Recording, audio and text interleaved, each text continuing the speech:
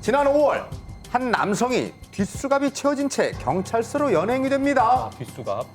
경찰은 금속 탐지기 등을 이용해서 수색을 시작했는데요. 극도의 불안 증세를 보이는 이 남성. 뒷수갑이 채워진 이 남성은 사실 중증 지적 발달 장애인이었습니다. 아, 불편하신군요. 아이고. 당시 CCTV를 본 아버지, 울분을 터뜨리죠. 아, 이거 어떻게 된 일인가요? 우리 아이를 신고자 그분이 외국인이라 신고했고 외국인? 그래서 우리한테 와서 외국인 등록증을 제시하라니까 외국인 등록증을 제시 못하고 외국인이 아니니까. 그리고 네. 어느 나라 사람이냐 물으니까 어느 나라 사람인지 답변도 못하고 아. 그런 상태에서 경찰관은 묵비권을 행사했고 외국인 등록증을 불소유자다. 이래서 체포할 수밖에 뭐 없다면서 의심을 그렇게 할 수는 설명을 있는데. 하시더라고요. 네.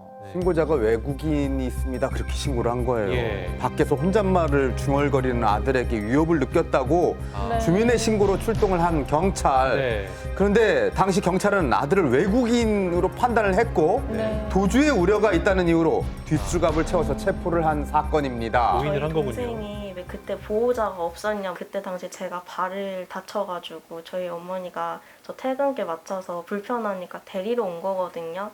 잠깐 데리러 온 사이에 그런 일이 벌어지니까 솔직히 저는 그때 자책을 좀 했죠. 제가 왜 발을 다쳐가지고 아유, 왜 동생한테 가족들 이런 일이 벌어지게 마음이 만든 거지? 이런 생각을 하게 돼서 네, 경찰서에서 돌아온 후에 아들은요 저번에 큰 여기 스트레스를 받았다고 합니다. 경찰 수갑 찼어 여기 어떻게 아파? 찰카? 파주석에 데려갔어? 몰라? 하나 안 가. 안 가?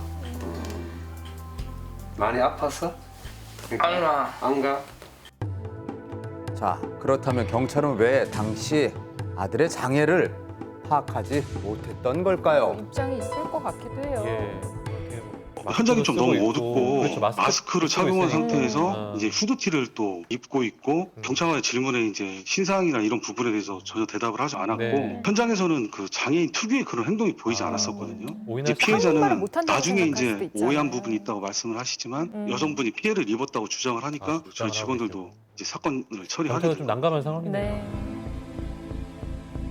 하지만 뒷수갑은 발달 장애를 가진 아들에게 조금 부당했던 건 아니었을까요? 뒤로 지적 채우는 발달 거. 장애를 가진 장애인이 도주의 우려가 높다고 보이기 어렵고 자해의 위험이 있다고 볼 사안도 아니며 그 난동의 정도가 크다고 보기도 어렵기 때문에 예외적으로 뒷수갑을 사용할 수 있는 경우는 아닌 것으로 좀 보입니다. 뭐 이런 더욱이 얘기죠. 경찰이 외국인인 줄 알았다, 발달장애인이 묵비권을 행사하는 줄 알았다는 등의 말들이 그 중증 지적 장애인을 배려하는 태도가 아니라 오히려 인권을 제한하기 위해서 그 체포를 하는 과정에서 약간의 모욕적인 언행으로도 볼 수 있기 때문에 종합적으로 판단해 봤을 때 경찰관의 행위는 과잉 진압으로 보일 수 있을 것 변호인 측 같습니다. 얘기죠. 네.